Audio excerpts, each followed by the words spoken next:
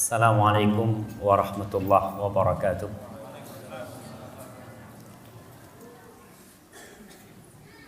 Alhamdulillah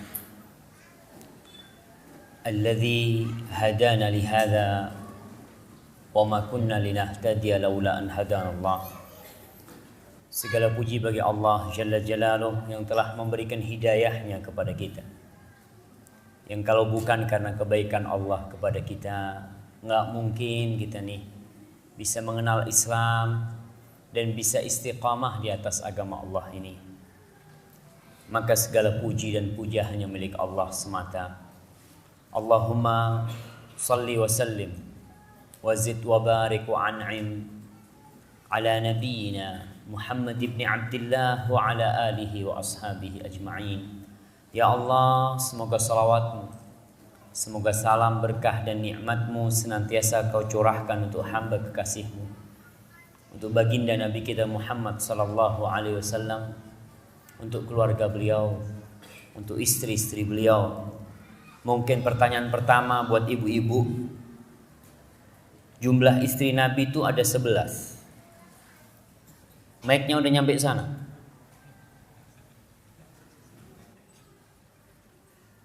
Soalnya kajian ini mohon maaf, saya nggak akan manggil bapak-bapak karena memang khusus ibu-ibu. Temanya juga khusus buat ibu-ibu. Bapak-bapak di sini sekedar menjadi saksi kalau saya sudah menyampaikan kepada ibu-ibu. Baik, silakan ibu-ibu. Sebutkan 9 istri Rasul Sallallahu Alaihi Wasallam. Baik, kalau nggak bisa 9, 7 nggak apa-apa.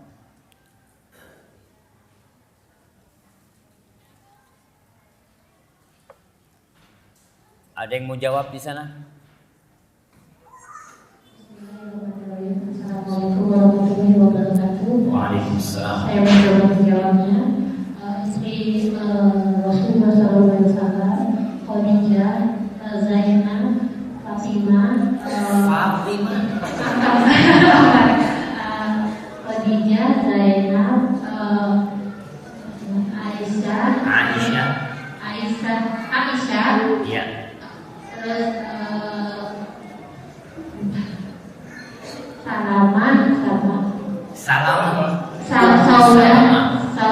Sauda, terus Yang lainnya? berapa ya? 5 ya? 5. Siapa lagi? Taib, nggak apa-apa lah, kita kasih hadiah nggak apa-apa lah. Fadhol nih. Taib. Siapa yang mau melengkapin? Yang mau melengkapin jumlah istri Rasul sallallahu alaihi wasallam. Tadi disebutkan ada Khadijah, ada Zainab bintu Jahash, ada Sauda, ada Aisyah, ada Ummu Salamah. Sisanya? Yang lain yang jawab. Taib. Nah.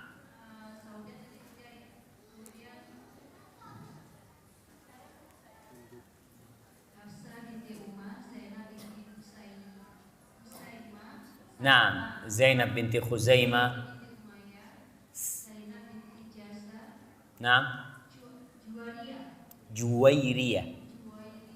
Nah, Safiyah. Nah, Safiyah binti Huyai. Ummu Habibah, putrinya Abu Sufyan. Taib, kasih 2 ini sudah. Taib, barakallahu fiik. Udah cukup kita paling enggak ibu-ibu nih.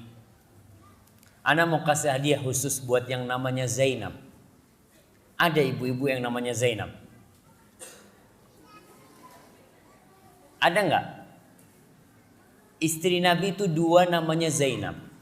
Putrinya Nabi 1 namanya Zainab. Istrinya Ibnu Mas'ud namanya Zainab. Masya Allah. Ada yang namanya Zainab di sini? Masa enggak ada? Bapak-bapak, ada yang istrinya namanya Zainab? Jangan diganti tapi nama istrinya gara-gara belum tadi. Baik. Kita juga memohon kepada Allah agar menyampaikan salawatnya kepada putra-putri Rasul sallallahu alaihi wasallam, kepada Al-Qasim, kepada Ibrahim, kepada Abdullah, dan untuk Fatimah binti Muhammadin, untuk Zainab, untuk Ruqayyah dan untuk Ummu Kalthum. Dan semoga selawat Allah juga bersambung untuk para sahabat Nabi yang mereka telah berjuang untuk menyampaikan agama Allah ini. Yang terutama adalah Abu Bakar Siddiq, kemudian Umar bin Khattab, kemudian Utsman bin Affan dan Ali bin Abi Thalib radhiyallahu taala anhum ajma'in, yang mereka adalah sahabat-sahabat yang saling mencintai bersama keluarga Rasulullah sallallahu alaihi wasallam. Amma ba'd. Hari ini saya akan berbicara dengan ibu-ibu. Jadi harapan saya ibu-ibu konsentrasi, karena mungkin tidak lama saya akan berbicara. Yang jelas ibu-ibu adalah ummahat, yang berasal dari kata itu artinya induk. Kalau kita melihat umat ini berasal dari adanya kalau nggak ada ibu nggak akan ada umat. Imam juga tidak akan dilahirkan tanpa adanya ibu. Maka benar-benar peran seorang ibu adalah sangat besar sekali dalam memajukan bangsa dan negara ini, khususnya agama kita. Seorang ibu yang tidak memikirkan anak-anaknya, seorang ibu yang hanya memikirkan diri sendiri atau sibuk dengan dunianya, lupa dengan kewajiban-kewajiban dia, maka akan terlahirkan anak-anak yang durhaka kepada orang tuanya, bahkan anak-anak yang tidak bermanfaat buat bangsa dan negaranya. Maka bagaimana seharusnya menjadi seorang ibu? Mungkin saya berbicara dengan sebagian yang sudah menjadi ibu atau sebagian yang masih akan menjadi ibu. Sebelum saya lanjutkan pertanyaannya, yang belum kawin di belakang banyak apa sedikit? Soalnya pengajian rata-rata yang datang ibu-ibu yang tua-tua. Saya subhanallah, saya lihat yang muda-muda kemana? Yang sudah tua-tua ini udah telat nih, masih taunya. Dalam artian anaknya udah pada besar semua, mungkin anaknya sudah menikah semua, dia udah punya cucu. Maka harapan ke depan insya Allah ketika seorang ibu datang, anaknya dibawa. Anak-anaknya dibawa ya. Baik menantunya mungkin ya dibawa agar dia datang juga menyimak. Sehingga bisa menjadi ibunda harapan umat dan harapan bangsa serta negeri kita. Ketika berbicara tentang peran seorang ibu, kita akan berbicara peran seorang istri. Karena pada hakikatnya dari istri itulah muncul anak-anak yang kemudian mengangkat derajat seorang wanita menjadi ibu. Seorang wanita yang tidak memiliki anak, semoga Allah Subhanahu wa taala memberikan kepadanya anugerah anak. Tapi ada wanita-wanita yang tidak memiliki anak. Allah mengatakan wa yaj'alu may yasha'u aqima, dan sebagian orang Allah jadikan mandul, enggak punya anak. Ada sesuatu yang kurang dalam diri dia. Dia merindukan panggilan ummi, panggilan umma, panggilan ibunda. Dia rindu sekali dengan panggilan itu. Tapi apa hendak dikata? Allah tidak menakdirkan dia untuk menjadi seorang ibunda.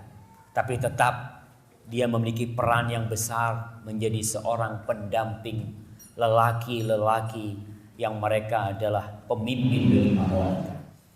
Allah Subhanahu wa taala di surat Al-Baqarah ayat 228 Allah mengatakan walahunna mithlul ladzi 'alaihinna bil ma'ruf walirrijali 'alaihinna darajah. Walahunna, dan wanita-wanita itu memiliki hak-hak yang sama dengan kewajiban-kewajiban mereka secara yang ma'ruf, yang sesuai dengan uruf yang ada, dengan tradisi yang ada. Jadi hak dan kewajiban wanita ini sebenarnya sama. Tapi Allah mengatakan walirrijali 'alaihinna darajah, dan lelaki-lelaki memiliki satu derajat yang lebih di atas wanita. Apa derajat seorang lelaki di atas wanita? Sebagian ulama menjelaskan bahwasanya derajat yang dimaksud dalam ayat ini adalah kewajiban untuk ditaati perintahnya. Kemudian hak menceraikan Karena hak menceraikan ada di tangan siapa? Di tangan kaum lelaki. Tidak di tangan wanita. Wanita berhak atau dia diperbolehkan menggugat cerai ketika ada sebabnya. Tapi kita berbicara tentang derajat yang Allah berikan kepada kaum lelaki. Pada kesempatan kali ini kita hanya akan membahas tentang kewajiban para wanita. Saya tidak akan membahas tentang hak-hak kaum wanita. Dan mungkin kajian ini sudah sering disampaikan kepada ibu-ibu.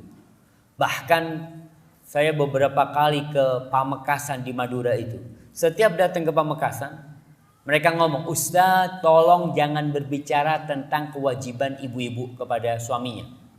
Kita sudah bosan dengarkan itu." Iya, sebagian ibu-ibu seperti itu. Oke, saya ketika mereka minta itu saya tidak sampaikan hal itu. Kemudian subhanallah, setelah 6 atau 7 tahun kemudian, saya datang ke pulau itu. Ternyata pesan ibu-ibu sama. Dia mengatakan, "Ustaz, tolong disampaikan jangan tentang kewajiban-kewajiban istri kepada suami." Saya katakan kepada mereka, enggak. Hari ini saya sampaikan tentang kewajiban-kewajiban. Karena 7 tahun yang lalu kalian mengatakan hal itu. Berarti selama 7 tahun tidak ada kajian tentang kewajiban ibu-ibu terhadap suaminya. Maka sangat penting sekali. Karena Allah subhanahu wa ta'ala tatkala mengatur hubungan suami istri ini, di situ ada hak dan kewajiban. Tapi perlu diingat juga bahwa berbicara tentang hak dan kewajiban kadang-kadang membuat orang bosan hidup. Yang ada hanya menuntut. Suami menuntut kepada istrinya, istri menuntut kepada suaminya. Saling tuntut menuntut. Kalau sudah ada tuntut menuntut seperti ini, keharmonisan akan hilang dari rumah itu. Karena seorang istri mengatakan itu hak saya. Seorang suami mengatakan kepada istrinya itu kewajibanmu. Kemudian si istri mengatakan kepada suami, "Bang, itu kewajibanmu dan mana hak aku?" Nggak selesai kehidupan yang seperti itu. Maka kita akan melihat bagaimana Islam mengatur hubungan suami istri ini. Untuk bapak-bapak, besok ada kajian khusus untuk mereka insya Allah. Yang pertama, kewajiban seorang istri adalah taat kepada suaminya, patuh kepada suaminya. Ini adalah awal keharmonisan di rumah tangga. Kalau ketaatan ada di situ, kepatuhan ada dari diri istri kepada suaminya, mulai benih-benih keharmonisan di rumah tangga itu akan hidup. Tapi kalau itu sudah hilang, selesai. Yang ada adalah kesengsaraan antara suami dan istri. Allah subhanahu wa ta'ala mengatakan, "Ar-rijalu qawwamuna 'alan nisa." Lelaki-lelaki adalah pemimpin bagi kaum wanita. Bima faddalallahu ba'dahum 'ala ba'din wa bima anfaqu min amwalihim. Lelaki-lelaki pemimpin bagi para wanita. Karena apa? Karena dua hal. Yang pertama dikarenakan Allah memberikan anugerah kepada kaum lelaki. Dia memang bisa memimpin.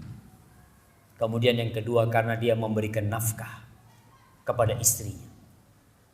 Ketika istri tidak nurut kepada suaminya, tidak taat kepada suaminya, maka suami akan melihat rumah itu tidak cocok buat dia. Mungkin dia ingin kabur dari rumah itu. Bahkan mungkin dia akan mencari wanita lain yang mendengarkan perintahnya. Apapun perintah suami ibu-ibu, apapun perintahnya, selama tidak bertentangan dengan perintah Allah Subhanahu wa taala, taati. Apalagi untuk hal-hal yang sebenarnya mungkin tidak berat bagi wanita untuk melaksanakannya. Kadang-kala suami minta kepada istrinya, "Dek, tolong ya sholatnya tepat waktu." Ada istri-istri yang Masya Allah sibuk dengan pekerjaan rumahnya. Dia di rumah masak, ini itu, adzan sudah dikumandangkan, dia masih sibuk nyapu, mengatakan, "Tunggu bang sebentar bang biar bersih rumahnya." Subhanallah.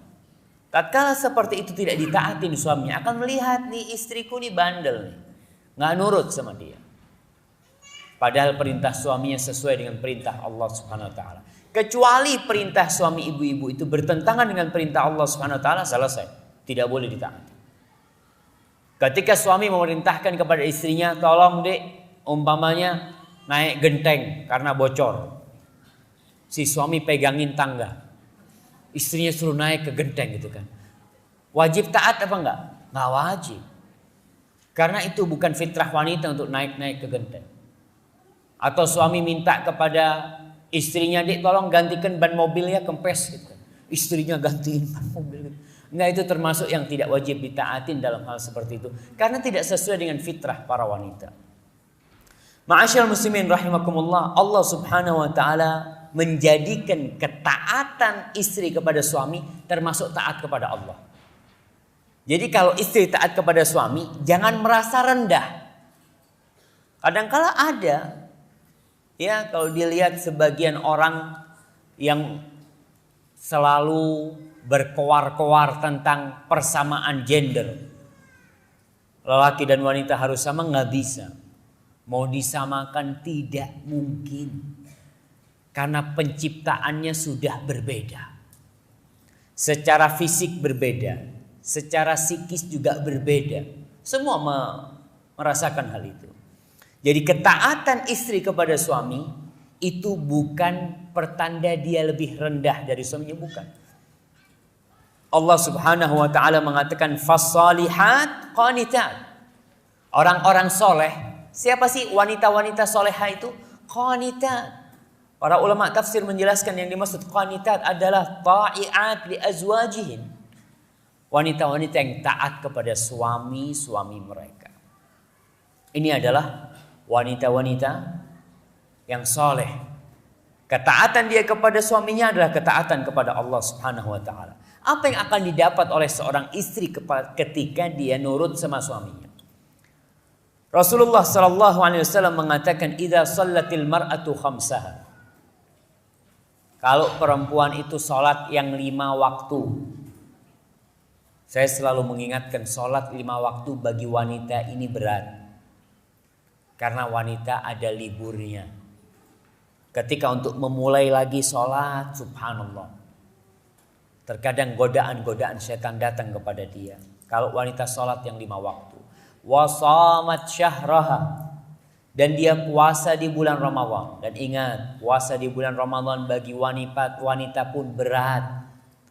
Karena dia ada liburnya. Kadangkala karena nifas, dia libur 30 hari. Gara-gara nifas dia. Dan dia harus menggantikan puasa 30 hari. Tatkala orang-orang sedang tidak berpuasa. Tatkala dia punya kewajiban menyuguhkan makanan buat suaminya. Dia punya kewajiban membikinkan makanan buat suaminya. Dia harus puasa. Karena dia punya kewajiban. Maka Rasul SAW mengatakan wasamat syahraha. Dan dia puasa di bulan Ramadan. Wa hafizat farjaha. Dan dia menjaga kehormatan dirinya. Wa ata'at zawjaha. Dan taat kepada suaminya. Qila laha udkhulil jannah min ayyi abwabil jannati syi'ti. Masuklah engkau ke surga dari pintu mana yang engkau sukai. Subhanallah. Dengan taat kepada suaminya, setelah taat kepada Allah, surga bagi para wanita. Kemudian bagi para suami, ketika istrinya patuh dan taat, gak punya hak dia itu untuk menuntut lagi kepada istrinya. Karena ada suami-suami yang suka mencari-cari kesalahan istrinya. Itu yang pertama, patuh dan taat. Sudah, disuruh apa saja selama tidak bertentangan dengan perintah Allah, taati. Patuhi perintahnya. Yang kedua, kewajiban seorang wanita adalah menjaga kehormatan dirinya. Menjaga kehormatan suaminya dengan menjaga kemaluan dia, dengan menjaga harta dan anak-anak suami. Dalam hal ini, dalam urusan menjaga, Allah Subhanahu wa taala mengatakan fasalihat qanitat. Dan wanita-wanita soleha adalah mereka yang taat kepada suami-suaminya. Hafizatun lil ghaib. Dia menjaga dirinya dalam keadaan suaminya tidak ada. Dia menjaga anak-anak suaminya. Dia menjaga harta suaminya. Karena ada ibu-ibu nih, nggak tahu kalau di Bali, yang sibuk arisan kadang-kala. Dia kumpul di sana arisan, anaknya nggak pernah diajarin ngaji, anaknya nggak pernah ditanya sekolahnya dapat apa hari ini. Udah dibiarin tuh anak. Padahal Rasulullah sallallahu alaihi wasallam mengatakan wazzaujatu atau wal mar'atu ra'iyatun fi baiti zaujiha, dan wanita itu adalah pemimpin di rumah suaminya. Dia bertanggung jawab di rumah suaminya ketika suaminya tidak ada, dialah yang bertanggung jawab. Maka jagalah kehormatan diri ibu-ibu. Dulu Masya Allah, ketika teknologi belum seperti sekarang, mungkin penjagaan diri wanita lebih mudah untuk kehormatan dirinya. Tapi sekarang harus ekstra lebih berat lagi. Contohnya mungkin yang punya Facebook ya, ibu-ibu, dibuang tuh semua teman-teman lelaki yang tidak ada mahram sama dia, tidak ada hubungan kerabat sama dia, buang. Kemudian mungkin di Twitter, apa aja lah, pokoknya medsos ini untuk menjaga kehormatan suaminya dibuang. Karena terkadang ibu-ibu ditinggal sama suaminya, ditinggal sebulan, 2 bulan, nggak ada yang ngajak ngobrol di medsos. Mulai dia ketemu sama teman lama dia, kadangkala teman SMA dia, ada yang istilahnya apa? Apa tuh? CLBK. Apaan tuh CLBK tuh? Hah? Cinta lama bersemi kembali. Waduh. Nah, kadang-kala itu terjadi. Bahkan tidak sedikit yang minta cerai nanti istrinya gara-gara seperti itu. Karena nih setan nih. Mungkin saya katakan lelaki ini yang menggoda tuh istri orang setan. Allah Subhanahu wa taala mengatakan syayatinul insi wal jinni yuhi ba'duhum ila ba'din zukhrufal qawli ghurura. Setan-setan dari bangsa jin dan manusia yang mereka mewahyukan, ya berbisik, menyampaikan ucapan-ucapan yang indah, yang menipu orang. Di situ banyak wanita yang tertipu. Sampai ada seorang wanita yang minta cerai kepada istrinya. Cerai sampai cerai. Setelah cerai, dia juga tidak dinikahin oleh lelaki tadi. Lelaki yang janji akan menikahi dia. Kata dia, aku kalau mau kawin, mau cari wanita yang tidak khianat kepada suaminya. Mana mau aku kawin sama kau? Kau sudah khianat sama suamimu. Maka hati-hati dengan bujukan-bujukan setan dan iblis seperti itu. Jagalah kehormatan dirinya. Karena memang seorang wanita bertanggung jawab di rumahnya. Subhanallah. Yang ketiga, kewajiban seorang wanita adalah menjaga perasaan suaminya. Menjaga, ya, ada hal-hal yang seharusnya dia hormati dari suami. Bukan hanya patuh. Kadang-kala ada wanita disuruh sama suaminya, "Dik, tolong ambilkan air, Dik ya." Iya, saya ambilkan air. Subhanallah. Dia melaksanakan perintah itu dengan berat. Seorang suami mendapat istri seperti ini, dia akan berpikir nih, mungkin ada wanita lain yang lebih baik dari yang ini, kata dia. Nanti mikir kawin lagi atau gimana. Subhanallah, Rasulullah sallallahu alaihi wasallam mengatakan, "Wa nisa'ukum min ahlil jannah al-wadud al-a'ud ala zawjiha allati idza ghadiba ja'at hatta tad'a yadahu fi yadihi thumma taqulu la adzuqu ghamdan hatta tarda." Wanita-wanita kalian yang termasuk penghuni surga adalah al-wadud. Wanita-wanita yang penyayang. Jadi ibu-ibu nih kalau mau cari menantu nanti, menantu perempuan, cari yang penyayang. Dari mana tahu tuh anak penyayang atau tidak? Ya lihat tuh perempuan. Ada perempuan-perempuan yang suka sama anak-anak. Yang dia sama orang tuanya menjaga. Sama anak-anak kecil digendong sama dia. Ya. Kemudian dia bawa. Ada wanita-wanita yang kalau ada anak kecil diusir. Sana. Gangguin nih. Jangan cari menantu seperti itu. Karena apa? Karena udah nampak nih gak penyayang nih perempuan ini. Malah dia mungkin gak suka sama anak-anak. Kita lihat sebagian wanita itu Masya Allah. Mau punya anak 2 ribut sama suaminya. Aduh bang, repot ngurusin anak ini itu, subhanallah. Padahal kata Rasul sallallahu alaihi wasallam, kalau mau cari perempuan, cari yang banyak anaknya, yang subur. Jadi saya ingat dengan Ustadz di Bondowoso tuh, Masya Allah. Ustaz Zain Bawazir rahimahullahu ta'ala, dia dari istri satu punya anak 27. Masya Allah, Masya Allah. Gimana bapak-bapak? Paling enggak bapak-bapak separuhnya lah. Nah, itu dari istri satu punya anak 27. Al-Walud, Masya Allah, istrinya penyayang ya. Ada istri itu yang seperti itu. Dan itu yang termasuk penghuni surga. Al-a'ud ala zaujiyah, yang cepat dia kembali sama suaminya. Kata Rasul SAW, kalau suaminya sedang marah, maka tuh istri akan datang kepada suaminya. Dia akan meletakkan tangannya di atas tangan suaminya, mengatakan, aku tidak akan memejamkan mata sampai engkau ridho kepada aku. Masya Allah. Itu wanita-wanita yang bakal menghuni surga, kata Rasul SAW.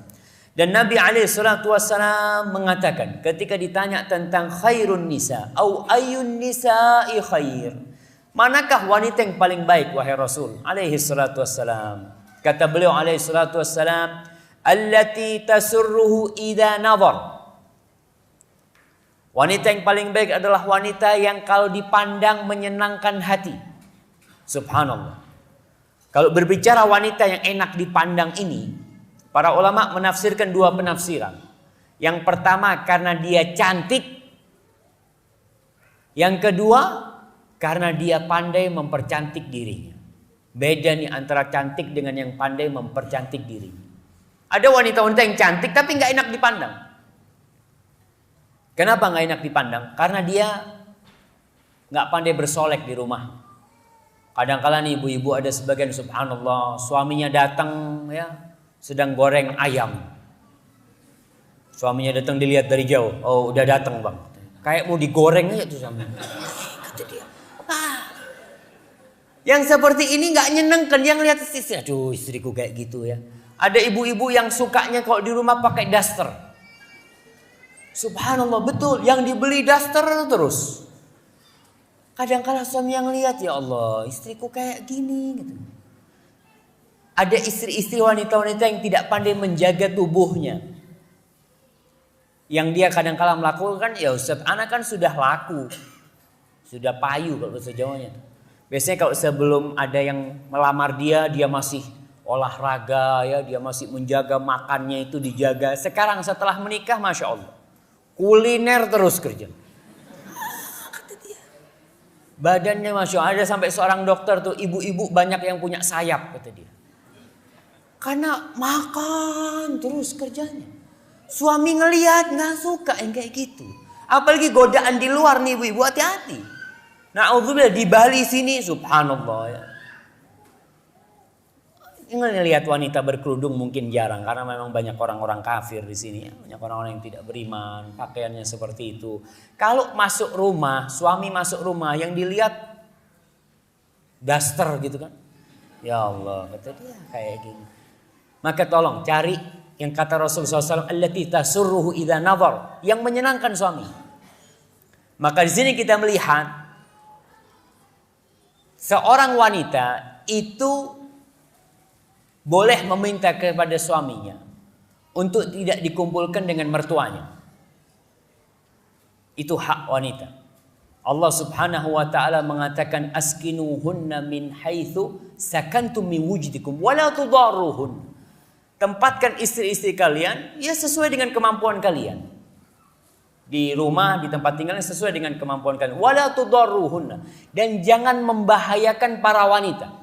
Jangan membahayakan para wanita. Ini saya tidak menyuruh ibu-ibu untuk menuntut ya, tidak. Dalam artian kadangkala ketika kumpul sama mertua, para ulama menjelaskan termasuk membahayakan para wanita ketika mengumpulkan dua istri di satu rumah. Itu termasuk membahayakan dia. Dan itu hak istri untuk menuntut. Atau mengumpulkan istri dengan periparan. Dengan ipar-ipar. Karena apa? Di situ wanita tidak bisa mengungkapkan perasaan dia. Mau bersolek gak mungkin. Karena ada iparnya. Dia mau pakai baju-baju yang seksi mungkin gak mungkin. Karena ada mertuanya. Ketika mertuanya ngelihat, ente kayak gini ngapain gitu. Ya, ini mertua memang udah tua gitu kan. Tapi itu nggak bisa. Ketika kumpul memang susah. Mau bukain pintu buat suaminya dengan pakaian mungkin dandanan yang Masya Allah. Dengan pakaian yang membuat suaminya bergairah mungkin ya. Tapi nggak bisa, dia mau bukain pintu. Gimana kata dia? Mau keluar pakai kerudung terus. Bukain pintu suaminya pakai kerudung terus. Memang susah dalam kondisi seperti ini. Tapi kalau memang si wanita ridho dengan hal itu nggak ada masalah. Tapi itu adalah hak para wanita. Rasul sallallahu alaihi wasallam mengatakan allati tasurruhu idza nadhar. Yang menyenangkan hati suaminya kalau dilihat. Ada wanita yang mungkin kulitnya putih gelap. Nah, antum tahu putih gelap itu kan, seperti itu. Nggak putih cerah, dia putih gelap, tapi dia pandai bersolek, pandai mengambil hati suaminya. Setiap suaminya datang, ya apa? Bula gitu. Bukanlah kita. Nggak, Masya Allah jemaah. Dia mungkin kayak tadi, warna kulitnya tidak cerah dia itu. Tapi ketika suaminya datang, subhanallah, aroma di tubuhnya, subhanallah. Suaminya buka pintu, dia langsung nyium baunya istrinya. Masya Allah, ini istriku. Masya Allah. Bukan bau bawang jemaah. Biasanya di rumah nih ibu-ibu Masya Allah. Yang taruh di perutnya apa? Minyak kayu putih atau minyak telon. Dah dimasuk rumah kayak masuk kamar bayi gitu kan. Aduh. Subhanallah, hati-hati. Di sini Rasulullah SAW menganjurkan kepada para wanita untuk menjadi yang paling baik. Yang dia bisa bersolek untuk suaminya. Dia bisa menjaga tubuhnya, menjaga dirinya. Tidak sibuk dengan cuma makan saja ya. Wa tuti'uhu idza amar. Wanita yang paling baik yang kalau disuruh dia taat. Wa la tukhalifuhu fi nafsiha wa maliha bima yakrah. Dan wanita itu tidak membantah kepada suaminya dalam urusan diri dia atau harta dia ya. Kadangkala suaminya ngasih nasihat kepada istri atau si suami minta istrinya untuk datang kepada dia, ya bismillah. Kadangkala nih suami ada perlu sama ibu-ibu. Ibu-ibu ada tamunya. Usir tamunya. Bismillah. Tolong nih. Ada perluan gitu kan? Suruh pulang seperti itu. Itu termasuk bagaimana menjaga kehormatan suami. Jangan sibuk sama temennya, ngobrol sama temennya, suaminya ditinggal sendirian gitu kadangkala. Itu termasuk tidak menghormati suaminya. Kemudian Al-Baihaqi dan sebagian ulama meriwayatkan bagaimana nasihat seorang ibunda kepada putrinya. Itu Asma binti Kharijah Al-Fazariyah. Ketika dia hendak mengantarkan putrinya untuk menemui suaminya pada malam pernikahan. Sang ibu mengatakan, "Ya bunayya, wahai putriku, innaki kharajti minal ushil ladzi fihi darajti." Wahai putriku, tak lama lagi kau akan keluar meninggalkan sarangmu. Al-ush itu seperti burung. Biasanya kita lihat burung itu dari telur kemudian dia mulai besar, dikasih makan terus. Ketika sudah mulai besar dia akan belajar terbang. Engkau akan keluar pertama kali nih dari tempat sarang atau dari tempat ayunan yang kau di situ ditimang-timang selama ini. Kemana?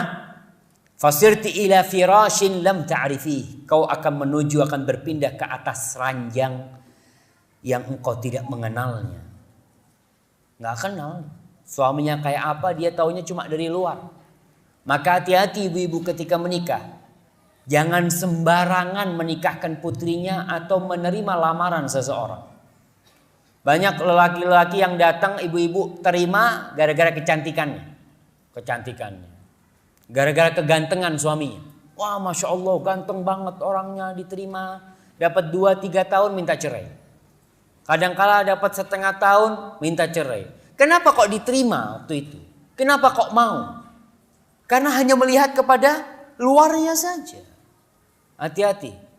Dan ini penyebab banyaknya perceraian terjadi kadangkala karena salah milih. Saya sering dapat curhatan dari ibu-ibu yang mengatakan, "Ustaz, saya sudah menikah 17 tahun." Kata dia, "Saya nggak bahagia sama suami saya ingin cerai." Yang perlu ditanyakan, tuh suami pilihan siapa? Dia yang milih. Kadangkala hasilnya hasil pacaran juga. Dia dapat tuh. Setelah bertahun-tahun dia merasakan tidak nyaman, kesalahan siapa? Kesalahan dia. Maka dia harus bersabar menghadapi hal itu dan memperbaiki diri. Di sini ibu memberikan nasihat kepada putrinya. Kemudian wa qarinin lam ta'lafi, kau akan menemui satu pasangan yang kau juga tidak terbiasa dengan dia. Dia biasa di rumah, biasa disayangin, biasa disanjung sama orang tuanya, akan pindah ke satu rumah yang dia enggak. Fakuni lahu ardan yakun laki samaan. Jadilah engkau bumi tempat ia berpijak, maka dia akan menjadikan engkau langit yang menaungi dirimu. Wa kuni lahu mihadan yakun laki imadan. Jadilah engkau sandaran buat suamimu, maka suamimu akan menjadi tiang yang menyanggah dirimu. Wa kuni lahu amatan yakun laki abdan. Jadilah engkau pelayan buat dia, niscaya suamimu akan menjadi budak bagi dirimu. Subhanallah. Ketika istri ini bisa mengambil hati suaminya, jadi budak tuh suaminya. Apa yang diminta oleh istrinya dia akan turuti. Karena suaminya telah menjadi pelayan bagi dia. Wala tulhifi bihi fayaqlaki. Jangan suka meminta hal-hal yang memberatkan suami, yang merepotkan suami. Karena kalau ada ibu-ibu nih, ibu-ibu habis berangkat dari rumah temennya yang kaya mungkin ya, datang ke rumah dia, bang, aku tadi dari rumahnya fulan, dia baru beli karpet ya, atau baru beli ini, beli horden bang, harganya 2,5 juta. Nih suami diliatin istrinya, kata dia, ya terus maumu apa gitu. Sahih, karena kalau sudah dia menuntut lebih kepada suaminya, yang ada kebencian dari suami. Sampai ada seorang, saya punya teman dulu di Madinah, dia habis telepon, dia ngomong sama saya, Taufik, ana mau ceraikan istri ana. Ana, bang, kenapa mau diceraikan istri? Bayangkan, kata dia, ana kerja di sini nih, jadi supir, kata dia. Ana telepon sama dia, ceritanya tentang villa fulan. Dia punya sepupu berangkat baru beli villa 1,5 miliar, kata dia. Ya gimana, nggak sakit hati, kata dia. Betul. Maka tolong ibu-ibu menjaga, jangan menuntut lebih kepada suaminya. Dia berusaha untuk menerima. Wala tubaidi anhu fayansab. Jangan menjauh dari suami. Dia akan melupakan diri. Ada istri-istri yang berusaha jaga jarak dari suaminya, akhirnya dilupakan oleh suaminya. Kemudian nasihat ini, karena waktunya sudah habis nih waktunya. Hah? Allahu Akbar. Baik. Wala yashubanna minki illa thayyiban. Jangan suamimu mencium dari dirimu kecuali yang enak, yang harum. Subhanallah, betul. Sekarang ini alhamdulillah, orang kalau ada memang yang aroma tubuhnya itu kurang nyaman karena suka makan jengki. Ya, makan jengkol, makan dia merasa nyaman gitu. Wah, nggak apa-apa, suamiku seneng kok sama bau seperti ini. Jangan. Mungkin dia ya mau gimana lagi, udah dapatnya kayak gini gitu kan. Tapi paling nggak dia berusaha untuk ya makan penawarnya atau minum penawarnya, dia pakai parfum. Sekarang ingat nih, ibu-ibu biasanya tuh wangi kalau keluar rumah. Kalau di dalam rumah dia nggak wangi. Padahal kata Rasulullah sallallahu alaihi wasallam, ayyuma imra'atin ista'tarat famarrat ala qaumin liyajidu riha fahiya zani. Perempuan manapun yang keluar dari rumahnya kemudian dia pakai parfum nih, melewatin kaum lelaki sehingga kaum lelaki itu mencium aroma dia, maka perempuan itu pelacur, kata Rasulullah SAW. Maka tolong di rumah lah, kalau ingin wangi-wangian, ya pakai wangi-wangian di rumahnya. Kemudian ibu ini mengatakan kepada anaknya, wala yasma' illa hasanan. Jangan suamimu mendengar ucapanmu kecuali yang baik. Wala yandur illa jamilan. Jangan melihat dari dirimu kecuali yang indah. Jadi dari pakaian tadi disebutkan ya, ada ibu-ibu yang kadangkala jarang gosok gigi, subhanallah, sampai kejunya 2 cm, 3 cm. Ya tolong diperhatikan, hal itu diperhatikan sekali karena itu termasuk menghormati suaminya. Baik, ada beberapa hal yang harus dihindarin. Saya hanya akan sebutkan ini, saya tidak akan jelaskan. Yang pertama, jangan mentaati suami dalam urusan kemaksiatan kepada Allah. Jangan. Ada suami-suami yang kadang-kala suka istrinya itu bersolek.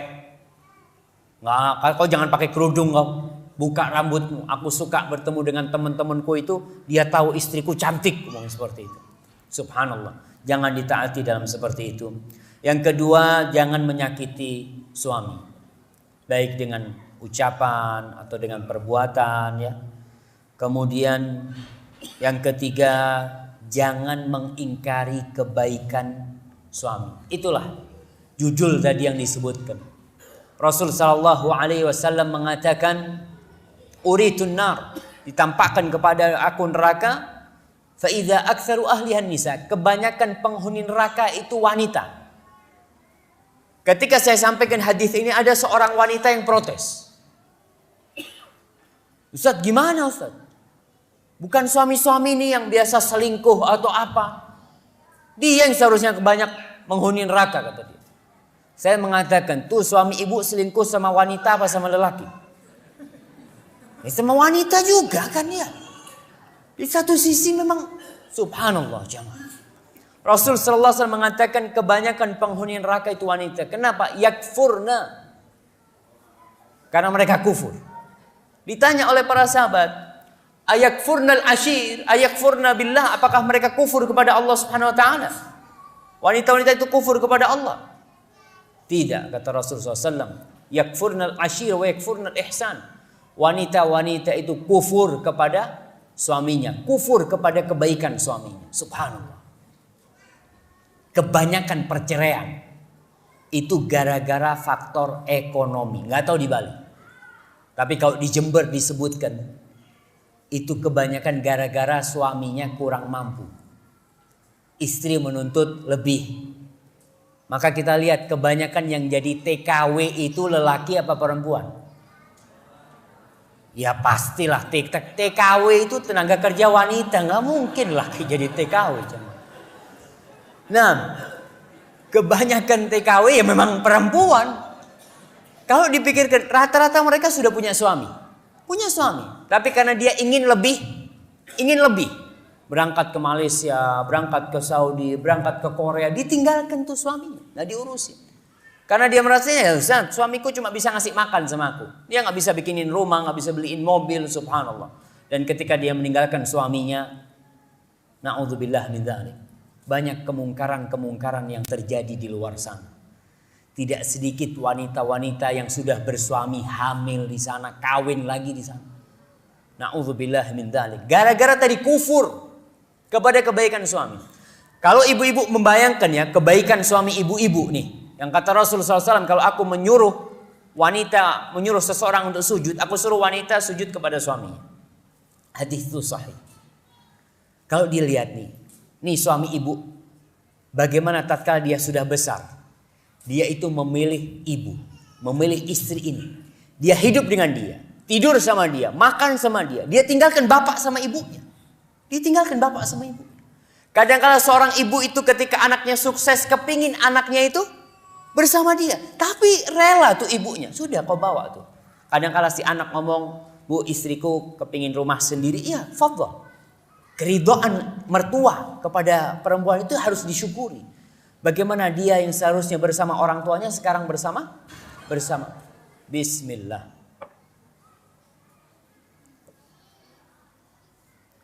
Ya tadi, kemudian Rasul sallallahu alaihi wasallam mengatakan, "Lau ahsantum ila ihdahunna dahr." Kalau engkau berbuat baik kepada tu wanita sepanjang tahun, thumma ra'at minka syai', kemudian melihat satu kesalahan di dirimu, maka perempuan itu akan mengatakan, "Ma ra'aitu minka khairan qat." Dia akan mengatakan, engkau tidak pernah membahagiakan aku. Tidak ada satupun kebaikan dari dirimu, gara-gara satu kesalahan suami. Suami ibu manusia biasa, wajar berbuat salah. Dan itu terjadi. Pernah ada seorang raja di Andalusia. Raja di Andalusia ini, Masya Allah. Ketika Islam jaya di Spanyol sana. Istri raja ini melihat anak-anak kampung, gadis-gadis kampung itu mandi lumpur. Di sawah itu ya, mereka mandi lumpur. Si istrinya kepingin mandi lumpur.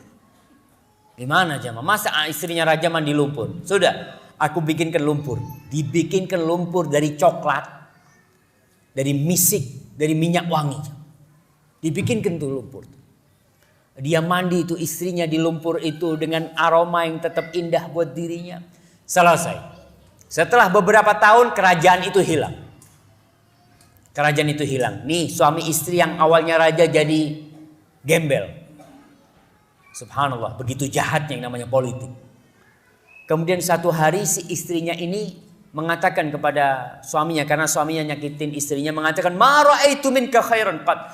Aku tidak melihat satupun kebaikan dari dirimu. Kata si suami, nggak ada kebaikan dari aku. Sampai hari aku bikinkan engkau lumpur. Apa kata istrinya? Tidak pula hari itu kau berbuat baik kepada aku. Subhanallah. Karena memang perempuan kadang-kala perasaannya lebih besar sehingga dia lupa dengan kebaikan-kebaikan suaminya. Maka jangan mengingkari kebaikan suami ibu-ibu. Apapun yang terjadi, ibu harus bersabar menghadapinya sambil berdoa memohon kepada Allah Subhanahu wa taala agar Allah memperbaiki suami ibu-ibu umpamanya. Kemudian larangan juga yang perlu diperhatikan, jangan minta cerai kepada suami kecuali dengan sebab yang disyariatkan. Kalau memang ada sebab yang syar'i, mungkin suaminya memang suka memukul dia, mungkin suaminya memang peminum atau sebab-sebab yang syar'i, maka diperbolehkan bagi para wanita untuk meminta cerai. Kemudian yang selanjutnya, jangan menyebarkan aib suami. Ada ibu-ibu yang kerjanya kalau di majelis-majelis itu, oh suamiku kayak gini, kayak gitu. Dia ceritakan aibnya. Itu merupakan awal atau letupan-letupan kecil perceraian nanti. Akan terjadi perceraian nantinya, subhanallah. Ada seorang lelaki yang Masya Allah, lelaki ini dia hendak menceraikan istrinya. Ditanya sama orang-orang, ana dengar-dengar ente mau menceraikan istri ente, kata dia. Kata orang ini, urusan ente apa? Itu istri ana. Ana mau ceraikan dia atau apa dia istri ana? Ada apa ente tanya-tanya? Akhirnya pergi tuh. Betul, setelah beberapa lama diceraikan. Diceraikan istrinya. Datang lagi tuh swipe-swipenya. Dulu kan istri ente, kata dia. Sekarang sudah bukan istri ente, kata dia. Kenapa ente ceraikan istri ente?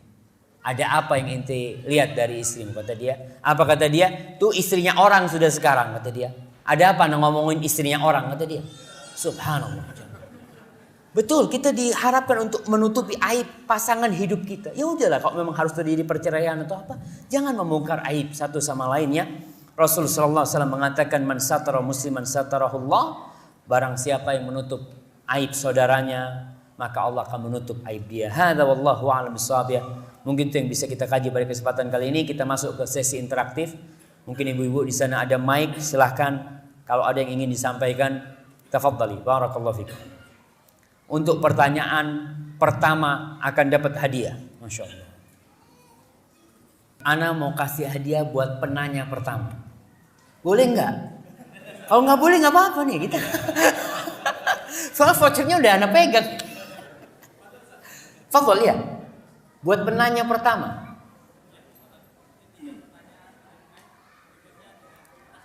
Masya Allah. Silahkan.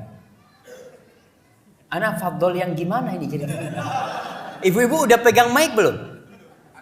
Sudah? Oke, silakan. Satu ya untuk pertanyaan pertama. Silakan ibu-ibu.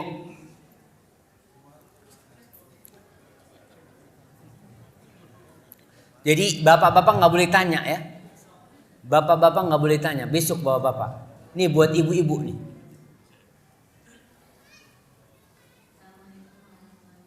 Waalaikumsalam warahmatullahi wabarakatuh.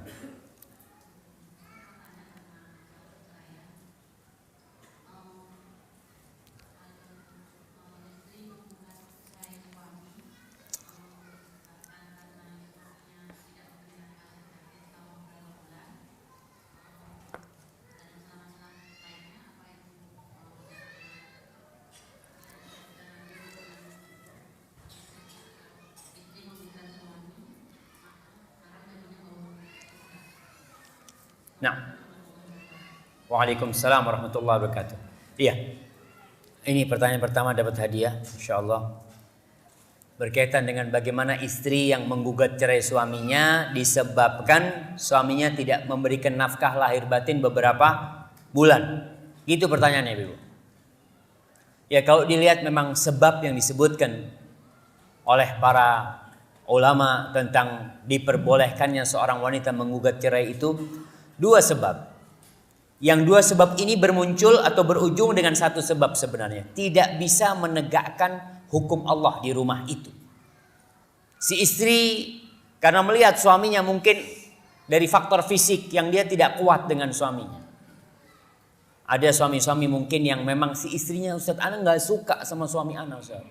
Jadi ana melayani dia itu tanpa ada rasa cinta. Bahkan ana sering nggak nurut sama dia. Ana takut kalau ana terus menikah sama dia nih, akhirnya ana nggak masuk surga nanti. Maka ketakutan dia ini membolehkan dia untuk menggugat cerai. Karena dia sebenarnya takut tidak bisa menegakkan hukum-hukum Allah yang seharusnya dia laksanakan di situ. Yang kedua, karena sebab suaminya sendiri tadi, yang suaminya zalim ya. Kalau dikatakan tadi suaminya tidak memberikan nafkah kepada istrinya, dicari tahu sebabnya. Jangan gampang-gampang gugat cerai. Dilihat apa penyebabnya, kenapa suaminya tidak memberikan nafkah, mungkin suaminya sakit atau gimana, dipelajari. Kita lihat bagaimana istri Nabi Ayub alaihissalam. Disebut oleh para ulama 7-18 tahun dia mendampingi Nabi Ayub alaihissalam. Dalam kondisi Nabi Ayub ini sudah sakit, sudah nggak bisa berbuat apa-apa. Yang ngasih makan siapa? Istrinya. Yang bekerja itu istrinya. Istrinya itu jadi pembantu, bikin sesuatu, dikatakan dia bikin roti, kemudian dapat duit ya. Dia kembali menjumpai suaminya, dia rawat suaminya. Itulah istri-istri yang soleha, yang tidak gampang-gampang minta cerai. Kehidupan di dunia ini perlu diingat adalah ujian dari Allah Subhanahu wa taala. Dari awal sampai akhir. Ingat. Dari awal sampai akhir, yang senang, yang susah, itu ujian dari Allah Subhanahu wa taala. Maka tolong para ibu-ibu ketika mendapati tadi suaminya mungkin tidak memberikan nafkah, dicari sebabnya. Mungkin dia sakit atau tidak mampu. Maka kita bisa mencontoh bagaimana istri Nabi Ayub alaihissalam atau istrinya Ibnu Mas'ud radhiyallahu taala anhu, Zainab, istrinya Ibnu Mas'ud. Ibnu Mas'ud ini miskin. Dia kerjaan nggak tetap ya, tapi dia tetap bekerja, berusaha, tapi mungkin nggak cukup. Akhirnya lebih sering makan dari hasil istrinya. Istrinya suka menenun. Hasil tenunannya itu dijual, dapat duit, dimakan bersama. Sampai suatu hari Zainab ini mendengar Rasulullah SAW berceramah menganjurkan bersedekah. Lalu dia datang kepada suaminya, wahai Ibnu Mas'ud, kayaknya mulai besok nih aku nggak bisa bantuin engkau untuk makan kita. Aku kepingin sedekah. Kata istrinya. Maka kata Ibnu Mas'ud, nggak apa-apa. Kalau kau nggak bantu kita, Allah nggak akan meninggalkan kita. Tapi kau tanya dulu sama Rasul SAW. Datang melalui Zainab. Ada dua Zainab yang datang ke rumah Rasul SAW. Zainab dari orang-orang Ansar dan Zainab istrinya Ibnu Mas'ud. Ketika mau masuk ke rumah Nabi, ketemu sama Bilal. Bilal, sampaikan kepada Rasulullah SAW, kita punya pertanyaan seperti ini. Kita nih kepingin bersedekah, tapi duit kita cukup buat ngasih makan suami kita nih, sama anak-anak. Gimana posisi kita? Maka ketika Bilal masuk ke rumah Rasulullah SAW, maka Bilal mengatakan, ya Rasulullah, Zainab ada di pintu. Rasulullah SAW mengatakan, ayyuz zayanib. Zainab yang mana? Karena Zainab banyak. Maka dikatakan Zainab imra'atu Ibnu Mas'ud. Zainab istrinya Ibnu Mas'ud, kata dia. Lalu dia bertanya tentang perkara dia. Rasulullah SAW mengatakan yang kau berikan kepada suamimu bernilai sedekah, seperti itu. Tapi biasanya memang kalau suami sudah tidak memberikan nafkah, itu pincang rumah tangganya. Ya. Barakallahu fikum. Nah, itu pertanyaan pertama tadi. Kita akan masuk ke pertanyaan kedua. Dari yang sudah sampai kepada saya ini, Ustaz, bagaimana nasab seorang anak yang terlahir dari pernikahan beda agama? Iya, perlu dilihat masalah beda agamanya ini. Kalau suaminya yang muslim, perempuannya yang non muslim, umpamanya Nasara, nasabnya tetap kepada bapaknya. Nasabnya kepada bapaknya karena pernikahan itu adalah pernikahan yang sah. Kalau pernikahannya tidak sah, umpamanya seorang muslimah yang nikah dengan wanita atau dengan lelaki dari orang-orang bukan ahlul kitab, maka dia tetap ikut bapaknya karena dia memang sudah nggak benar. Nasab dia tetap nasab kepada bapak dia. Tapi pernikahan itu pernikahan yang tidak sah pada hakikatnya. Barakallahu fikum. Nah, ini ada pertanyaannya. Assalamualaikum, pertanyaan. Ustadz, bagaimana hukumnya nikah sirri? apakah hak dan kewajibannya sama seperti nikah resmi? Lalu jika dalam pernikahan sirri sang istri dititipkan kepada orang tuanya, siapa yang harus dipatuhi terlebih dahulu? Suami apa orang tuanya? Sedangkan suami sirrinya tidak memberi nafkah. Syukron katsiron. Gimana nih Bapak? Kalau hukum, secara hukum agama, nikah sirri sama nikah resmi itu bedanya cuma di surat nikah. Jadi yang nikah sirri nggak ada catatan sipilnya. Tapi secara hukum agama nikah itu sah tapi bermasalah. Kenapa saya katakan bermasalah? Karena nanti permasalahannya di hak istri kita yang sirri ini dan hak anaknya. Ketika si bapak meninggal, secara hukum Islam dia itu berhak mendapatkan warisan. Anak-anaknya berhak mendapatkan warisan. Tapi ketika nggak tercatat, biasanya yang dapat warisan yang mana? Yang tercatat. Maka di sini suami zalim dia. Karena dia tahu konsekuensinya dan dia biarkan hal itu. Kalau dia memang tetap memaksa nikah sirri, dia harus membuat pernyataan kalau dia itu adalah istrinya. Dan anak-anak dari istri sirri adalah anak-anak dia. Dia bikin pernyataan di notaris atau gimana lah. Supaya hak-haknya itu terjamin. Kemudian kalau secara hak-haknya sama antara nikah sirri sama nikah resmi. Nafkah wajib. Sama wajibnya. Sekarang kalau kondisinya si istri ini tinggal di rumahnya orang tuanya. Dititipkan. Enak banget nih suaminya. Dia titipin. Yang ngasih makan orang tuanya. Tapi dia minta istrinya taat kepada dia. Di mana dia akan taat ketika engkau tidak memberikan nafkah? Yang merawat tetap orang tuanya, yang menjaga tetap orang tuanya. Walaupun di satu sisi memang dia wajib taat kepada suaminya, tapi ketika suaminya tidak memberikan nafkah kepada dia akan pincang kepemimpinan suami di sini. Maka tetap dia taat kepada suaminya selama perintah suaminya tidak bertentangan dengan perintah Allah Subhanahu wa taala. Tapi kemudian ingat, kadangkala nikah sirri ini juga keridhaan ibu-ibu. Si wanita ridho dengan nikah seperti itu, maka konsekuensinya hati-hati. Dengan seperti ini umpamanya ya. Tapi suami-suami yang tidak memberikan nafkah harus mempertanggungjawabkan amal perbuatannya di depan Allah Subhanahu wa taala. Karena memberi nafkah itu bukan sunnah. Memberi nafkah itu wajib hukumnya. Dan kewajiban memberi nafkah ini 100% kewajiban siapa? Suami. Barakallahu fikum. Baik, ini pertanyaan selanjutnya.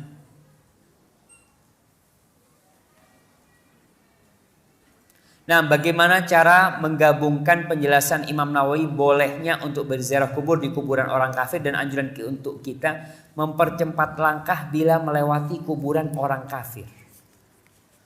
Wallahu a'lam. Kalau yang kedua dikatakan mempercepat langkah, Nabi SAW itu mempercepat langkahnya di tempat-tempat azab. Jadi ada daerah-daerah yang pernah kaumnya Nabi Soleh ya, yang di daerah Syam sana, itu tempat azab. Nabi mensegerakan langkahnya di situ karena takut azab itu turun di tempat itu. Tempat-tempat azab. Tapi kalau mempercepat langkah di kuburan orang kafir, kalau memang ada hadisnya wallahu alam, itu tidak bertentangan dengan berziarah ke kuburan orang kafir. Karena Rasulullah Sallallahu Alaihi Wasallam pernah meminta izin kepada Allah untuk mendoakan ibundanya, memintakan ampun untuk ibundanya, tapi dilarang oleh Allah Subhanahu Wa Taala. Akhirnya Nabi Sallallahu Alaihi Wasallam meminta izin untuk berziarah ke kuburnya ibunya, dikasih izin. Beliau berziarah ke kuburan ibunya pada waktu itu. Wallahu a'lam bishawab.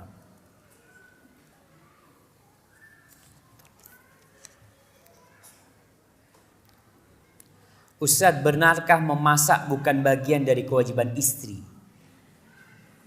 Jika iya, apa hukumnya menjadi wajib jika diperintahkan oleh suami karena wajib ketaatannya? Mohon jawaban jelas, wajib atau tidak. Subhanallah jemaah. Kalau kita lihat Allah Subhanahu wa taala menjelaskan di dalam Al-Quran secara global tentang hak dan kewajiban istri. Seperti contohnya ayat yang tadi kita bacakan. Walahunna mithlul ladzi 'alaihinna bil ma'ruf walahunna, dan bagi perempuan-perempuan itu hak-hak sebagaimana dia memiliki kewajiban yang sesuai dengan uruf. Uruf ini bisa disebut sesuai dengan tradisi, dengan kebiasaan di masyarakat tersebut. Bagaimana kondisi mereka?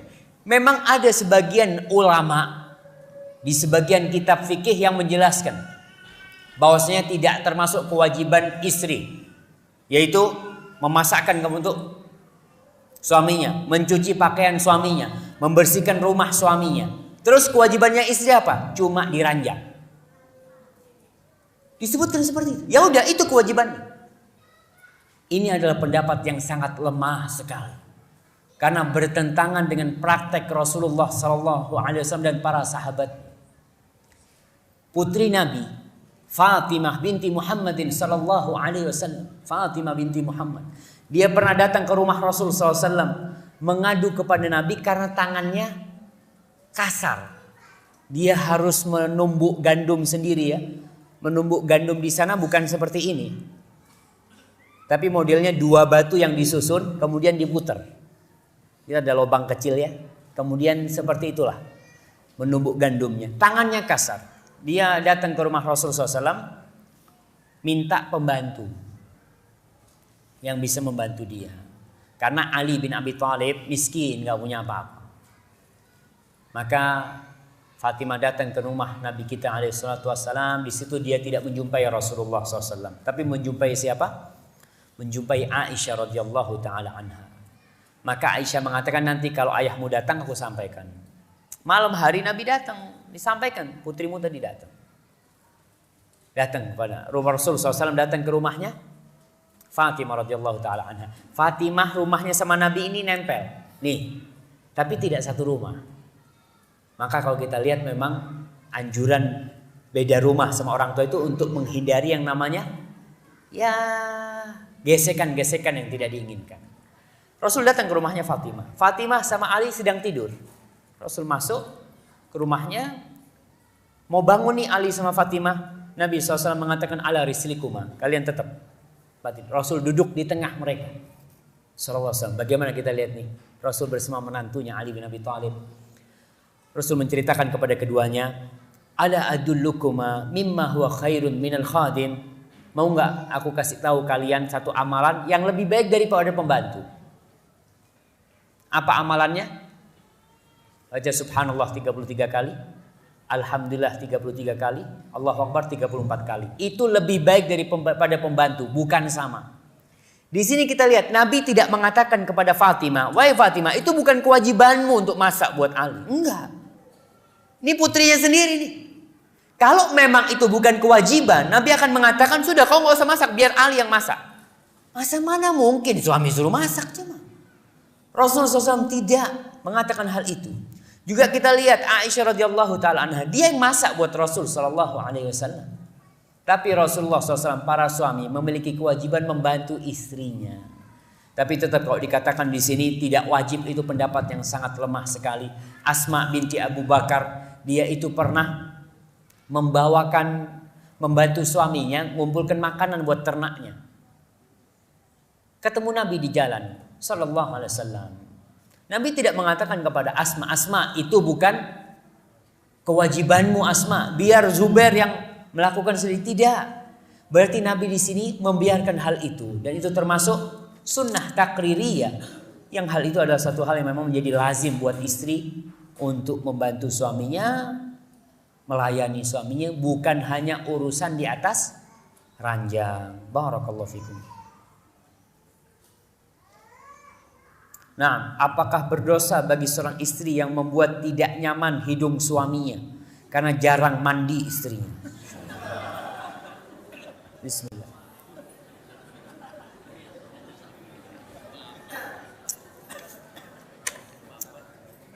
Ya tadi udah dikatakan bagaimana kewajiban kepada istri.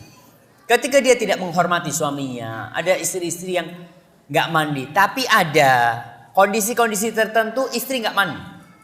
Seperti ketika hamil. Ada istri-istri itu yang kalau mandi muntah-muntah ya. Kadangkala ada istri-istri kalau hamil nggak suka sama suaminya. Melihat suaminya, naudzubillah min dzalik. Seperti itu. Maka dalam kondisi seperti ini ya harus tahu dirilah suaminya. Maksudnya itu bukan kebiasaan dia, tapi itu memang ya waktu-waktu tertentu.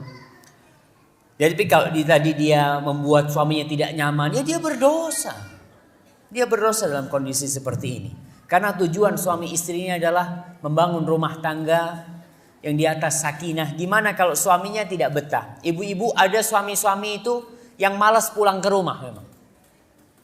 Dia datang masuk rumahnya, istrinya ngajak ribut. Baru masuk rumahnya, bang, dari mana bang? Subhanallah, baru datang suruh duduk dulu lah. Kalau mau disidang, ibu-ibu nih kalau mau nyidang suaminya, nggak boleh. Jadi kadang-kala, bang, sini, duduk sini bang. Kata dia, memangnya persidangan ini enggak, kalau memang ada yang mau disampaikan kepada suaminya sambil ngobrol, bang boleh nggak anak ngomong bang ya? Dia memohon kepada suaminya, insya Allah bisa tuh suaminya dikasih tahu, insya Allah bisa. Subhanallah, assalamualaikum Ustaz. Bukankah Allah menciptakan manusia itu sempurna? Tapi kenapa masih ada bayi yang terlahir cacat atau jauh dari sempurna? Mohon pencerahannya Ustaz. Jazakumullah khairan. Barakallahu fikum. Allah Subhanahu wa taala mengatakan laqad khalaqnal insan fi ahsani taqwim. Kata Allah, kami telah menciptakan manusia dalam wujud yang sempurna. Wujud manusia ini wujud yang paling sempurna. Jadi kalau ada orang yang menghayal bikin sesuatu lebih sempurna dari manusia, nggak akan bisa. Lebih sempurna mana manusia dengan rembulan? Lebih sempurna manusia. Nggak akan ada orang yang berpikir mata yang dua ini gimana kalau mata yang dua ditaruh di samping. Nggak ada. Umpamanya hidungnya ditaruh di atas sini. Nggak ada. Itu udah wujud paling sempurna. Kalau ternyata Allah Subhanahu wa taala menciptakan sesuatu dari manusia yang cacat, Allah Subhanahu wa taala fa'alun lima yurid. Allah bertindak seenak Allah Subhanahu wa taala. Sekehendak Allah Subhanahu wa taala. Apa yang dia inginkan, dia lakukan. Untuk apa? Pasti ada hikmahnya. Supaya yang sempurna ini bersyukur sama Allah Subhanahu wa taala. Dan supaya yang cacat itu bersabar kepada Allah Subhanahu wa taala. Dan dia tahu nih bahwa dia ini tidak bisa menciptakan apa-apa. Karena ada kejadian tuh di sana, di Arab sana ada seorang suami yang ngomong sama istrinya, "Istriku, kalau engkau anaknya 8 semua perempuan. Semuanya perempuan." Suaminya ngomong, lagi hamil ke-9. "Kalau anakmu nanti perempuan lagi, aku ceraikan kau." Subhanallah. Seakan-akan yang membuat itu adalah istrinya. Allah yang menciptakan. Alladzi khalaqaka fasawwaka fa'adalak fi ayyi suratin ma syaa rakkabak. Allah yang menciptakan wujudnya. Ini ada yang putih, ada yang hitam, ada yang mancung, ada yang enggak mancung, ada yang tinggi, ada yang pendek. Itu Allah Subhanahu wa taala. Ini suami ini mengatakan begitu kepada istrinya. Akhirnya istrinya lahiran, udah keluar perempuan. Tapi sempurna, perempuan wujud sempurna. Akhirnya dibawa sama dokternya nih kepada ibunya. Dikasih tahu, nih anakmu perempuan, Masya Allah, ayu anaknya. Nangis ibunya. Kata dia, perempuan lagi, Allah. Nangis dia. Kata dokter, kenapa kau menangis? Suamiku ngomong, kalau anaknya perempuan lagi dia akan menceraikan aku. Oh, suamimu urusan aku, kata dia. Tenang. Datengin suami sama dokter. Anakmu sudah lahir, laki. Oh, seneng suaminya, anaknya laki. Tapi nggak ada kupingnya. Matanya cacat, kata dia. Kakinya, tangannya semua cacat. Ya Allah dok, gimana dok? Kata dia. Dia ngomong nih, gimana kalau diganti perempuan tapi sempurna? Nggak apa-apa dok. Ganti perempuan nggak apa-apa dok. Pokok sempurna, kata dia. Ya itu baru dia tahu nikmat Allah Subhanahu wa taala. Jadi kalau dilihat tadi itu ujian dari Allah Subhanahu wa taala. Kita nih yang diciptakan harus menerima yang terjadi itu. Barakallahu fikum. Ustaz, mana yang lebih baik, menasihatin orang tua dan mengikuti sunnah atau membiarkan mereka dengan hanya ikhtiar mendoakan saja? Karena khawatir akan menimbulkan kemarahan mereka. Jazakumullahu khairan. Baik. Berkaitan dengan orang tua kita. Mereka adalah orang yang paling berhak mendapatkan kebaikan kita. Di antara kebaikan yang seharusnya mereka rasakan adalah kebaikan mengenal agama Allah Subhanahu wa taala. Kebaikan menjadi seorang yang menjalankan sunnah Rasulullah SAW. Bagaimana kalau orang tua kita belum kenal sunnah, belum menjalankan Islam secara kafah umpamanya. Kita ini posisinya mendoakan saja atau ikhtiar? Tetap harus ikhtiar. Tapi ikhtiar yang pertama yang harus ditempuh adalah memperbaiki akhlak kita kepada orang tua kita. Supaya orang tua ini melihat kita setelah kita ngaji nih, setelah kita belajar, ngelihat ada perubahan, anakku menjadi lebih baik. Dia lebih menghormati, dia lebih menghargai, dia lebih taat, lebih patuh. Di sini orang tua akan melihat, oh ini baik nih, anakku seperti itu. Jadi sebelum kita memberikan nasihat kepada orang tua kita, nasihatin orang tua kita dengan sikap kita, dengan perilaku kita, dengan perbuatan kita. Insya Allah itu pembuka pintu untuk nasihat kepada mereka. Setelah itu kita kalau ngasih tahu orang tua itu jangan sok. Anak kalau ngasih orang tua itu jangan menggurui.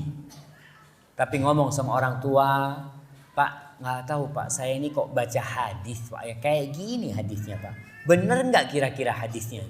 Oh sini Bapak lihat, padahal bapaknya nggak tahu hadis kan. Tapi kan Bapak lihat, oh rawahul Bukhari Muslim, oh bener nih. Padahal maksudnya mau ngasih tahu bapaknya tuh, tentang makna hadisnya. Di situ orang tua akan diberi nasihat tanpa digurui. Dengan cara seperti itu atau dengan kita berbagi buku. Kalau ngasih buku sama orang tua itu, Pak nih saya dapat buku Pak, kok kayaknya bagus ya. Coba Bapak baca Pak, bagus nggak buat anak baca ngomong seperti itu. Bapak merasa didudukkan sebagai orang yang alim, maka dia akan membaca. Tapi kalau kita datang ke rumah orang tua kita, lempar buku, set, biar dibaca sama orang tua, tinggal gitu kan. Bapak, tuh buku aliran itu bawa tuh.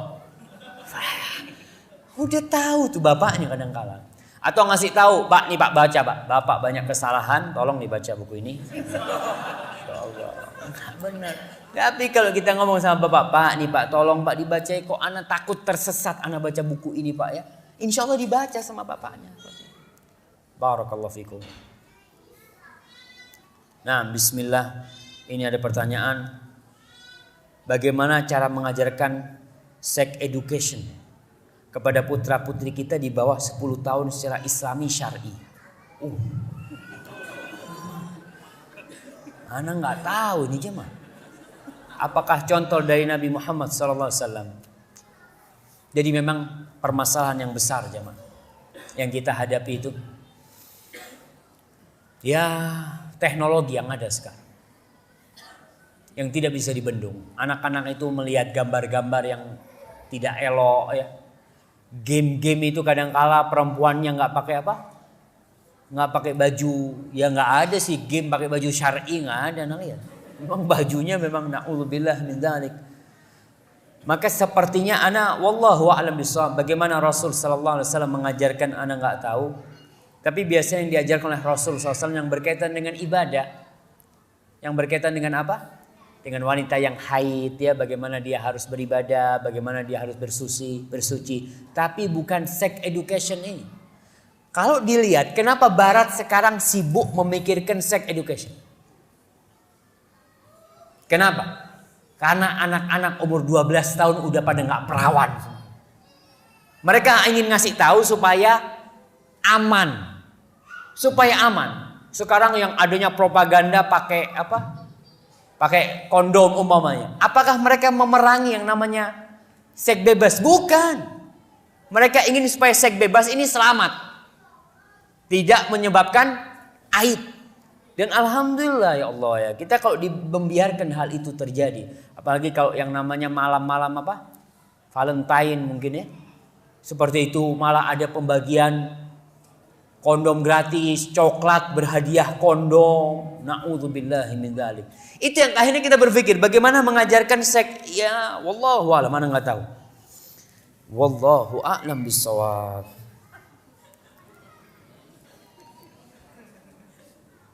Allahu akbar. Ini mungkin salah satu dampak hidup di Bali ya. Bagaimana apabila putra-putri kita pada usia dini sudah terlalu ingin tahu tentang ciuman. Atau apabila putra-putri kita sudah sering memegang kemaluannya tanpa sepengetahuan kita. Bagaimana sikap kita sebagai orang tua Oh, sikap orang tua yang pertama harus cari tahu. Kenapa anak kita mau tahu? Gara-gara tontonan yang dia tonton. Dan na'udzubillah, nggak tahu saya di Bali ini. Tapi saya sempat pada waktu itu ke salah satu negeri kafir. Na'udzubillah min dzalik. Orang ciuman di pinggir jalan, di stasiun itu. Biasa seperti itu. Jadi anak itu ketika dia ingin tahu karena dia melihat.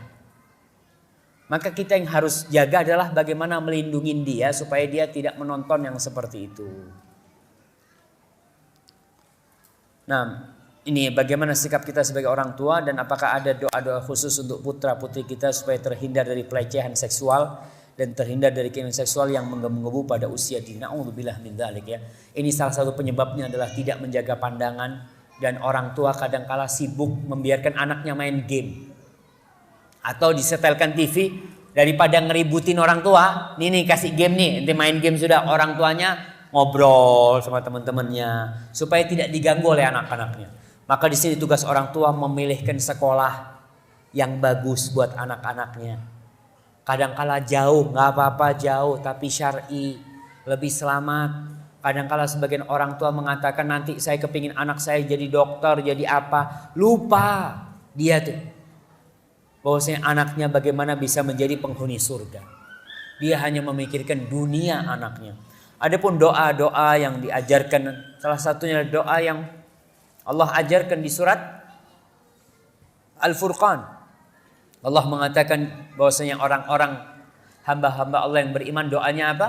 Rabbana hablana min azwajina wa dzurriyyatina qurrata a'yun waj'alna lil muttaqina imama. Kemudian doa yang dibaca oleh Nabi Ibrahim apa? Rabbij'alni muqimas shalah wa min dzurriyyati rabbana wa taqabbal du'a. Kemudian wajnubni wa baniya an na'budal asnam. Ya Allah, jauhkan aku bersama anak keturunanku dari menyembah patung-patung. Bayangkan Nabi Ibrahim aja takut keturunannya nyembah patung. Keturunan Nabi. Apalagi kita, kalau Nabi Ibrahim aja takut, bagaimana dengan kita? Ustaz, bagaimana hukum bila suami istri dipaksa bercerai? Padahal suami istri saling menyayangi dan pemerintah sudah mengeluarkan surat cerai. Apakah boleh suami dan istri menikah lagi tanpa si istri menikah lagi? Tunggu nih. Bagaimana hukum bila suami istri dipaksa bercerai? Mungkin ini yang sudah cerai 3 kali ya. Betul ibu-ibu? Atau yang bertanya ini ya. Jadi kalau sudah terjadi talak sampai 3 kali, maka suami istri memang harus bercerai. Udah gak bisa. Balik lagi tidak akan bisa kecuali si istri menikah dengan lelaki lain. Menikah beneran. Bukan menikah sandiwara gitu kan, bukan. Nikah beneran. Maka di sini para suami hati-hati ya, dan ibu-ibu juga hati-hati memancing suaminya. Kadang-kala si ibu-ibu marah sedikit sama suaminya, udah ceraikan aku. Suami marah, udah aku ceraikan kau. Padahal mereka masih saling mencintai. Akhirnya terjadi perceraian. Nanti rujuk lagi, cerai lagi, rujuk lagi, udah sampai 3 kali udah habis tuh. Nggak bisa rujuk lagi kecuali si istri menikah dengan laki lain. Memang ada yang seperti ini karena mereka masih saling mencintai, tapi memang ya ucapan talak itu sering diucapkan. Maka nggak bisa kecuali si istri menikah dengan lelaki lain. Kalau pertanyaannya ini. Tapi kalau ini sudah terjadi perceraian baru 1 kali, umpamanya kemudian sudah keluar surat cerai, masih bisa rujuk dia dengan, bukan bisa rujuk ya. Kalau masih masa iddah bisa rujuk. Tapi kalau sudah keluar masa iddah, mereka bisa menikah baru lagi. Wallahu a'lam bishawab. Bagaimana apabila suami melaksanakan poligami namun tidak sesuai dengan syariat agama, sehingga membuat kondisi rumah tangga timpang? Ya, orang-orang yang melaksanakan poligami yang tidak sesuai dengan syariat, sebagaimana rumah tangganya timpang, dia akan dibangkitkan pada hari kiamat dalam kondisi timpang pula. Seperti itu. Namun ibu-ibu, kalau suaminya poligami, Jangan serta-merta minta cerai. Aku nggak kuat. Kadang-kadang seperti itu, udah pulangkan aku, jangan. Karena berpikir hidup ini nggak lama. Hidup ibu mungkin kalau sudah umur 40 tahun mungkin tinggal 20 tahun, 23 tahun mungkin. Dan hidup ini isinya ujian tadi. Kalau memang suami sudah menikah lagi, maka mintalah hak ibu kepada Allah Subhanahu wa taala. Kalau suami tidak memberikan hak itu, dan suami ibu akan dihisap sama Allah Subhanahu wa taala. Kasihan sama anak-anak ya. Kadang-kadang kalau anak mau cerai biar anak-anak mau jadi apa, nggak ada urusan sama anak. Subhanallah. Tuh anak-anak aset kita. Dia yang akan mendoakan kita. Kalau suami kita tidak perhatian sama kita, mudah-mudahan anak kita akan perhatian sama ibu-ibu nanti. Maka jangan gampang-gampang minta cerai, ya dikasih nasihat suaminya. Barakallahu fikum. Tuh, tinggal berapa menit nih waktunya nih? Udah habis. Baik. Karena sudah habis, anak akan berikan pertanyaan kepada ibu-ibu. Masih ada 2 voucher. Baik, ibu-ibu sebutkan 4 wanita termulia di surga Allah Subhanahu wa taala. 4 wanita termulia di surga Allah Subhanahu wa taala. Silakan ibu jawab.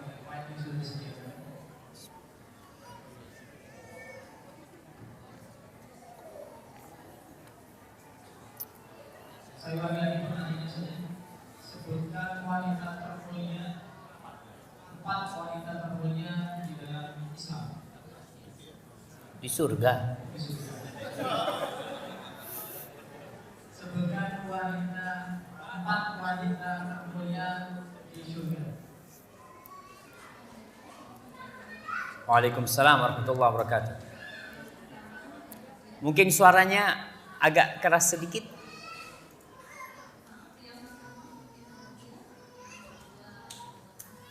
Yang pertama Khadijah, yang kedua Asia, yang ketiga Fatimah, yang keempat Asia, ya. Aisyah. Baik. Jawabannya hampir betul. Hampir betul. Ada 1 nama yang seharusnya tidak masuk di situ. Ada 1 nama yang seharusnya itu paling utama ya. Ya. Asia, Khadijah, Asia. Maryam. Ya. Ya nggak apa-apa lah, tadi udah berusaha ya. Jadi sebenarnya yang disebutkan adalah Fatimah binti Muhammadin sallallahu alaihi wasallam. Kemudian yang pertama itu Maryam tentunya, kemudian Fatimah, Khadijah dan Asia. Asia binti Muzahim, istrinya Fir'aun. Adalah Aisyah, naam, Aisyah mulia, tapi dalam hadis itu yang disebutkan adalah 4 sebagaimana yang barusan disebutkan. Baik, sebutkan 4 nama putri Rasulullah sallallahu alaihi wasallam.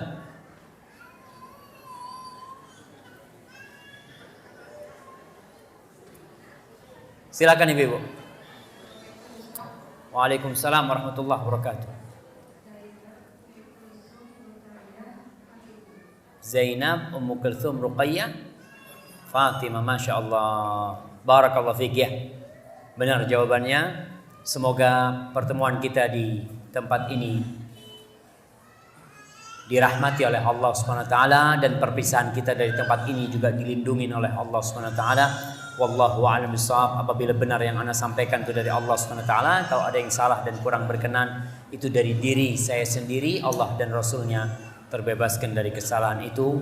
Subhana rabbika rabbil izzati amma yasifun, wassalamun alal mursalin walhamdulillahi rabbil alamin. Wassalamualaikum warahmatullahi wabarakatuh.